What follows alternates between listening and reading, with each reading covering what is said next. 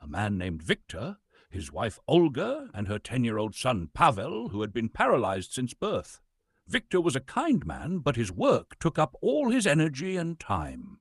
He worked long hours as a foreman at a local factory, often returning home late, exhausted and distant. Though he tried to support his family, the burden of being the sole provider weighed heavily on him, leaving little room for attentiveness or emotional connection. Olga, once vibrant and full of dreams, now felt trapped in a routine that seemed to stretch endlessly into the future. Caring for Pavel was physically and emotionally exhausting. Every morning she would lift his frail body from bed, bathe him, and prepare him for the day. Feeding him required patience, as did entertaining him and ensuring he didn't feel neglected. Despite her love for her son, the constancy of his dependence on her felt overwhelming. Pavel, for his part, was acutely aware of his mother's frustrations. Though he never voiced it, he often heard her sighs, caught the fleeting look of despair in her eyes, and felt the subtle tension in her hands when she moved him. He loved his mother deeply and wished he could ease her burden, but his condition left him powerless. His world was limited to the walls of their home and the view from his wheelchair by the window.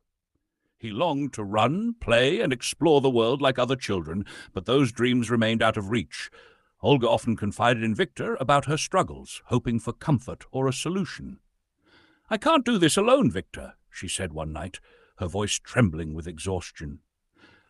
"I love Pavel, but sometimes I feel like I've lost myself completely.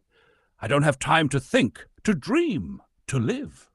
Victor looked at her with tired eyes. "I know it's hard, Olga," he replied, running a hand through his hair. "But what can we do? I work all day to keep this house running. I can't be here all the time." "That's just it," Olga snapped, her voice rising. "You're never here. I'm always alone with him. Do you even see what it's doing to me? To us?" Victor fell silent, guilt and frustration swirling within him. He knew she was right, but felt helpless to change their circumstances. The tension in the room grew heavy, and the conversation ended without resolution. Days turned into weeks, and life continued in the same strained rhythm. But beneath the surface, the cracks in their relationship deepened. Pavel, ever perceptive, sensed the growing distance between his mother and stepfather. He wished he could mend the divide, but all he could do was watch, feeling like the unintentional cause of their struggles. One evening, while Olga was preparing dinner, Pavel asked quietly, "Mama, are you unhappy because of me?" Olga froze, the knife in her hand trembling. Turning to him, she saw the sadness in his eyes, a sadness far too mature for a 10-year-old. She knelt beside him and took his small hand in hers. "Oh, Pavel," she whispered, tears welling up. "It's not your fault. None of this is your fault. I love you more than anything in the world." "But you're sad," he said softly, "and I don't want you to be sad." Olga held him tightly, her tears falling freely. In that moment she realized that despite her exhaustion and frustration, Pavel was her son, her heart, her reason for enduring.